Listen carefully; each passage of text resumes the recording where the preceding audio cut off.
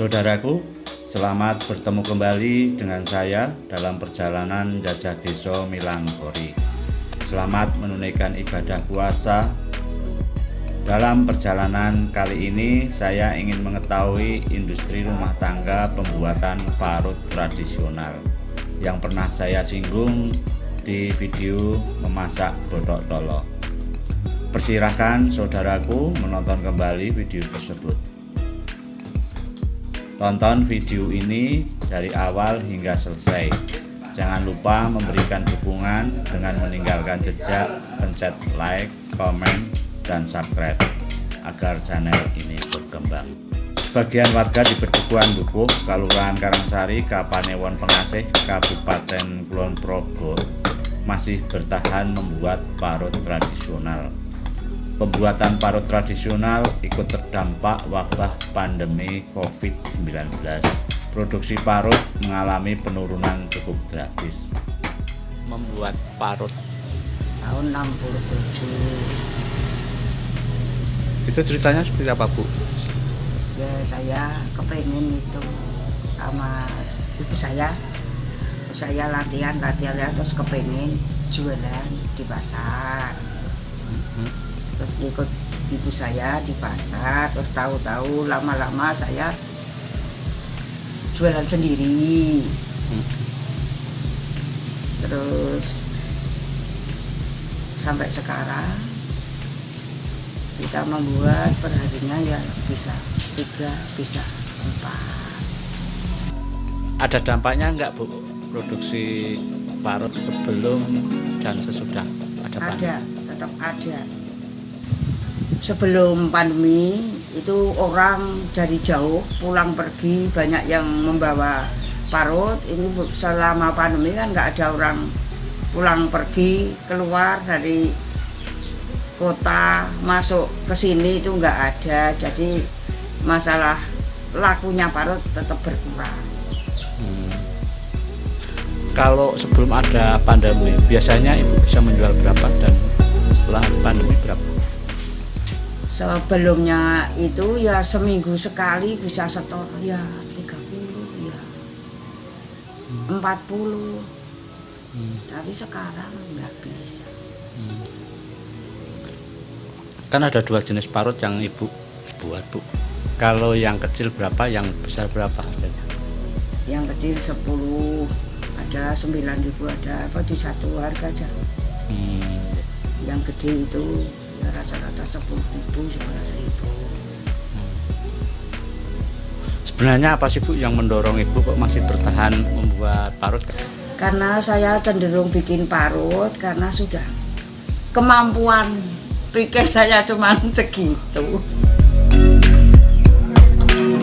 Pembuatan parut menggunakan bahan baku papan atau blabat dari kayu melinju atau so dan kawat baja. Proses pembuatan membutuhkan kesabaran dan ketelatenan. Papan kayu dipasah, dipotong menjadi ukuran sekitar 40 cm.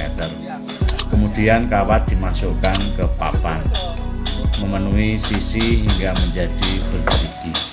Papan atau blabat memilih kayu so karena bagian ujung kawat baja yang dimasukkan ke dalam papan tidak lurus ke kanan. Tuku iki sing proyekto mboten gawani bladak. Ning potongan sing iso digawe parut. Nah, nek tak sing iso digawe karo 40 cm, iki 40 cm. Teniku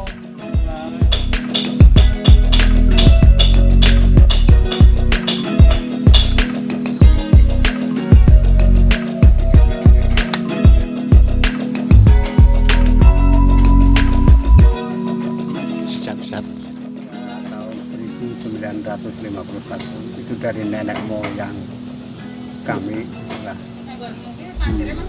memproduksi kerajinan parut ini. Terus untuk Bapak sendiri sejak kapan? Saya itu mulai tahun 70. 1 bulan bisa menghasilkan berapa parut? 1 bulan istri saya itu bisa 150 parut. Selain istri saya membuat sendiri, juga ada yang buruh kepada istri saya itu membuat parut.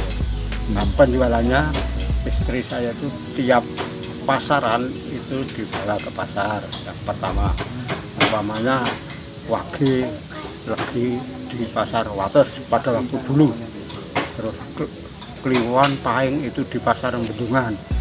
Itu hanya 2 pasar itu. Selebihnya itu meladeni langganan. Langganan itu tiap ya paling tidak ya tiap 2 minggu sekali itu minta disediakan parut untuk dibawa mungkin ke Lampung, mungkin ke Banyuwangi. Pak, kalau kendalanya apa Pak? Bahan baku kawat baja itu sering-sering karena harus di Jakarta belinya.